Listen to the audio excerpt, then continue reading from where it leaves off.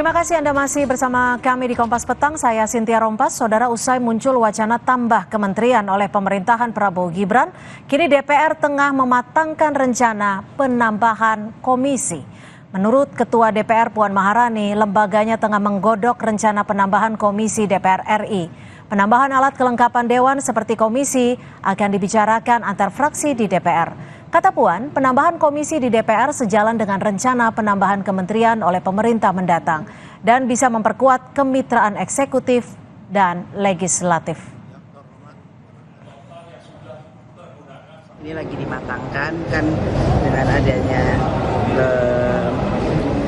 rencana penambahan kementerian, jadi tidak mungkin, bukan tidak mungkin, sepertinya ada kemungkinan harus ada penambahan komisi untuk bisa kemudian memperkuat kemitraan antara pemerintah dengan legislatif. Jadi akan ada kemungkinan juga ada penambahan komisi jika memang ada penambahan kementerian. Jadi itu kita sedang godok dan sesuai dengan mekanismenya akan kita laksanakan sesuai dengan mekanismenya. Wakil Ketua DPR Muhaimin Iskandar mengaku belum mengikuti perkembangan terbaru seputar wacana DPR menambah komisi. Caimin bilang belum ada laporan dari fraksi-fraksi di DPR mengenai apa logika dan urgensi penambahan komisi. Caimin balik bertanya, apa komisi di DPR ditambah karena jumlah kementerian bertambah? Ia belum tahu apa benar jumlah kementerian akan ditambah.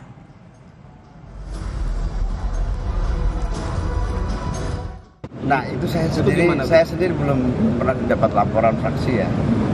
Apa logika nambahnya, bagaimana saya tidak terlibat karena saya kan sudah ikut lagi nanti. Urgensinya kayak apa? Katanya karena kementeriannya nambah. Ya. Apa benar kementerian nambah kita juga belum tahu. Jadi menurut saya belum bisa diputuskan periode ini. Silahkan aja periode depan. Komisi 2 DPR menilai penambahan komisi diperlukan untuk menjaga kinerja DPR seiring dengan adanya rencana penambahan kementerian. Pembahasan soal penambahan kementerian menurut Ketua Komisi 2 DPR dari fraksi Golkar akan segera dilakukan setelah pelantikan anggota DPR yang baru. Jadi berkonsekuensi logis dengan penambahan jumlah komisi gitu. Nah, saya kira ini yang sekarang sedang dikaji oleh tim yang dibentuk oleh pimpinan DPR ya, apakah memang diperlukan untuk penambahan komisi itu atau tidak. Yang jelas saya kira prinsip dasarnya adalah bagaimana supaya kinerja DPR itu tetap bisa terjaga dengan baik, tetap berkualitas, sekalipun memang ada penambahan jumlah kementerian kelembagaan. Kalau memang diperlukan dalam konteks mempertahankan kinerja itu, ya saya kira ya tidak ada masalah kalau memang itu perlu ditambah gitu. Usai wacana Presiden terpilih menambah kementerian, kini DPR tengah menggodok penambahan komisi. Apakah penambahan kementerian maupun penambahan komisi ajang bagi-bagi kursi anggota koalisi Prabowo Gibran dan mengakomodasikan koalisi gemuknya? Sudah ada Ketua Fraksi PAN di DPR Saleh Daulay dan pakar hukum tata negara Mbak Bivitri Susanti. Selamat sore Mbak Bivit, Bang Saleh, terima kasih sudah bergabung bersama kami di Kompas Petang. Sore, Assalamualaikum warahmatullahi wabarakatuh. Waalaikumsalam warahmatullahi wabarakatuh. Bang Saleh, jadi sepertinya sudah hampir pasti ya akan tambah komisi. Tambah berapa kira-kira nih Bang Saleh? Ya, pertama perlu saya jelaskan dulu ya sedikit ya terkait dengan dinamika yang ada di DPR. Kan pemilu yang lalu itu jumlah anggota DPR kita itu yang dipilih bertambah sebetulnya. Dari 575 nanti periode yang sekarang ini menjadi 580. Nah, karena itu memang ada penambahan anggota juga ya, walaupun 5 orang, tetapi itu saya kira ya penting untuk dijadikan satu bahan pertimbangan. Kedua, kemarin pemerintah itu kan membentuk apa yang disebut dengan tim transisi ya dari pemerintahan Jokowi ke pemerintahan Prabowo. Dari tim transisi itu kemudian kan berdiskusi, berdialog dengan pemerintah yang ada sekarang, lalu tim tersebut berbicara dengan DPR dan kemudian kita diminta untuk merevisi undang-undang kementerian. Salah satu fungsi daripada revisi undang-undang kementerian itu adalah untuk memberikan kelonggaran kepada presiden terpilih ini untuk merombak jumlah dan struktur kabinet yang ada. Sebab ada beberapa program dari Prabowo yang saya kira itu akan dikerjakan secara mandiri di dalam menteri atau kementerian yang baru nanti akan dibentuk. Nah, karena itu sudah dilakukan itu perubahan undang-undangnya dan sudah disepakati, itu hanya ada beberapa pasal dan sudah selesai. Dan karena itu sekarang bolanya adalah di pemerintah yang sekarang tentu nanti setelah dipelantikan itu ada di tangannya Pak Prabowo. Nah, sekarang pertanyaannya adalah berapa jumlah kementerian yang akan dibentuk oleh Pak Prabowo? Ya, berdasarkan undang-undang tentu itu adalah hak prerogatif dari presiden untuk membentuk kabinetnya. Sekarang ini kira-kira apakah sama dengan periode yang sekarang? Jumlahnya tentu berbeda dan kelihatannya dapat kabar ini akan bertambah jumlah kementerian. Nah, kalau jumlah kementeriannya bertambah, maka otomatis pekerjaan DPR-nya pun akan bertambah. Nah, karena itulah maka diperlukan penambahan komisi-komisi dan kemitraan supaya pekerjaan daripada DPR untuk melakukan pengawasan itu bisa lebih efisien. Nah, karena itu dibutuhkan penambahan jumlah alat kelengkapan dewan. Nah, karena itu ditanya, kira-kira berapa jumlahnya? Nah, ini yang akan sedang kita tunggu dari pihak pemerintah. Berapa kira-kira kementerian baru yang akan dibentuk gitu. Nah, sampai sekarang kita belum tahu jumlah kabinet yang akan dibentuk tersebut, sehingga saya kira mulai kan ada wacana 44 kementerian. Ini kira-kira akan bertambah berapa nanti di komisi? Jikalau betul 44 kementerian nantinya. Ya, angka 44 itu kan juga masih laporan yang saya kira kabar burungnya kurang lebih begitu ya. Sementara berapa nanti akuratnya itu ya tentu kita harus tunggu.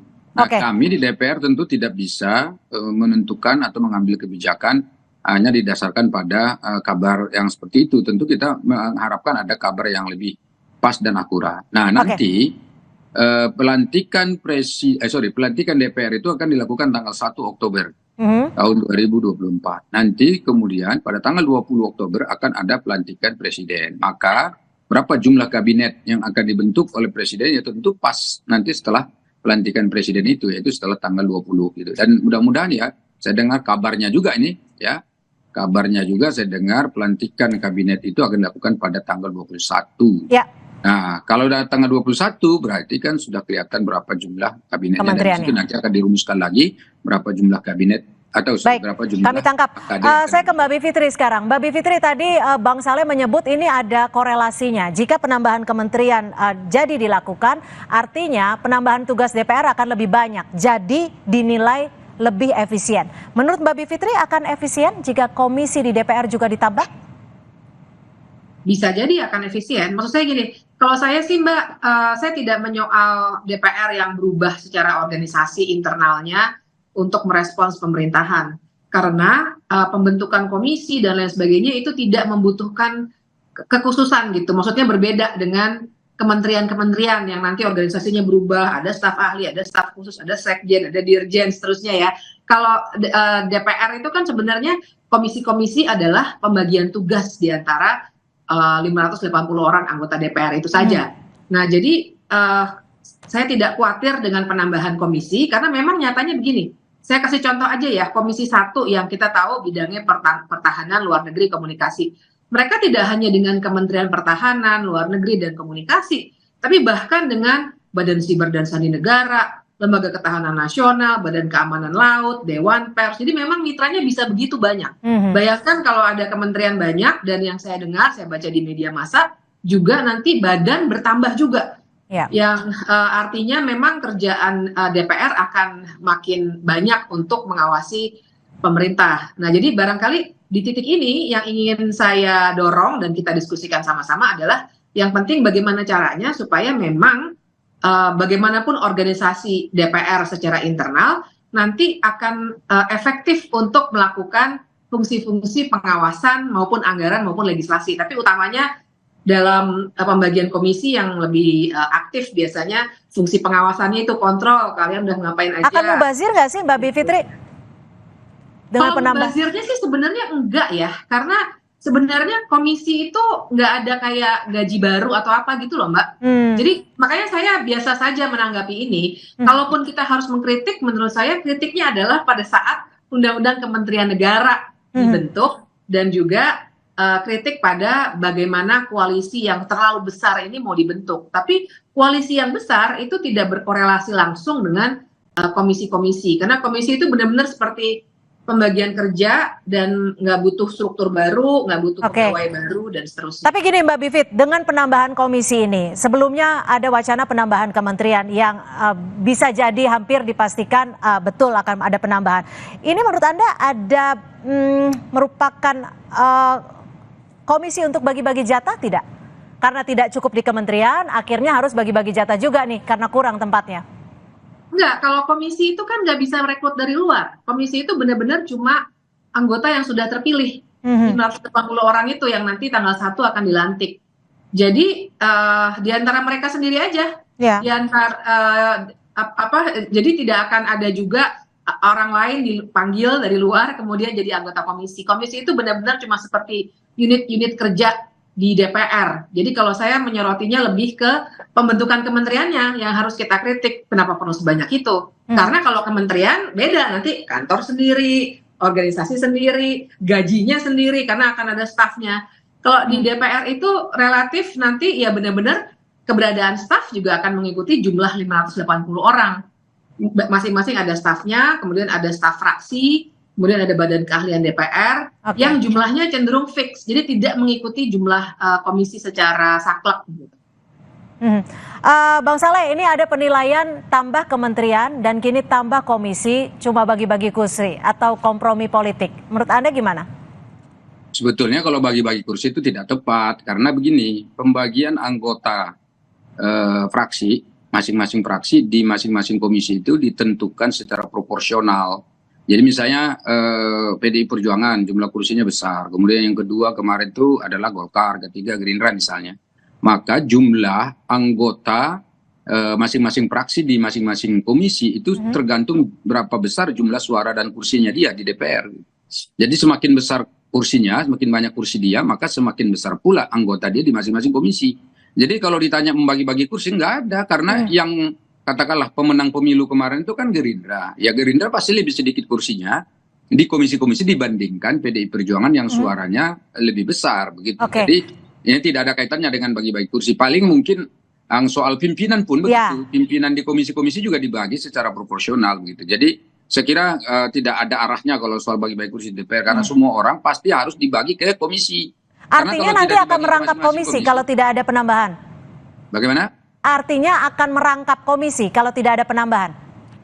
Jadi kalau tidak ada komisinya berarti kementerian-kementerian baru yang dibentuk itu akan dicantolkan dalam tanda petik ya komisi-komisi yang ada sekarang dari komisi 1 sampai komisi 11. Nah, kalau itu yang dilakukan tentu apakah itu efektif atau tidak sekarang saja itu masing-masing komisi ada yang menangani sampai 11 sampai 12 misalnya kementerian dan lembaga. Nah itu yang saya katakan tidak efektif karena terlalu banyak. Bagaimana mereka mau mengundang misalnya 1 minggu itu kementerian dan badan itu untuk lakukan pengawasan dan diskusi terkait dengan program-program rakyat begitu. Nah karena itulah maka ini tentu lebih efisien kalau memang ada penambahan kementerian lalu ditambah komisinya supaya ini sama-sama bergerak cepat begitu. Dengan demikian pekerjaan pemerintah juga bisa lebih leluasa. Kan ada beberapa kasus di mana pemerintah memang harus minta izin ke DPR untuk melakukan dan mengeksekusi program gitu. Nah kalau misalnya waktunya tidak ada karena terlalu banyak badan dan kementerian di komisi tersebut, maka kan itu harus antri.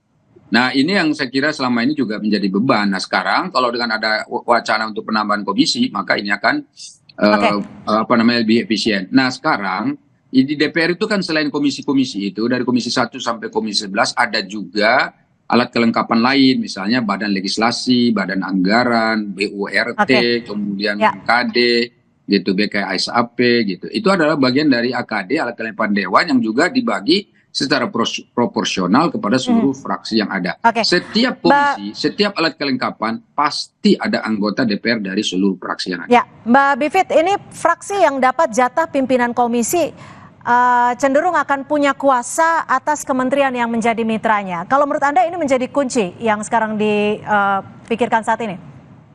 Ya, tapi itu tidak sepenuhnya tergantung pada dinamika yang akan terjadi hari-hari ini, tapi itu sudah ada ketentuannya juga di Undang-Undang MPR, DPR, DPD, DPRD. Jadi nanti kita akan lihat perkembangannya kalau misalnya undang-undang itu berubah, kemudian bagaimana pengaturan mengenai pimpinan-pimpinan di berbagai level, baik pimpinan DPR sendiri maupun pimpinan komisi dan alat kelengkapan dewan yang lainnya. Tapi apakah itu akan punya pengaruhnya? Ya tentu saja ada ya. Misalnya kita lihat kemarin itu badan legislasi DPR, mereka bisa begitu cepat misalnya ketika pimpinannya proaktif, dia akan cepat kita ubah undang-undang pilkada. Ya. Satu hari langsung jadi, maksudnya langsung bergerak semua, tapi kemudian berhenti gitu ya. Jadi memang pimpinan akan punya andil yang penting, pimpinan komisi itu akan punya andil yang penting karena dia akan mendrive keseluruhan proses. Itu biasanya seperti itu tentu saja. Baik, terima kasih.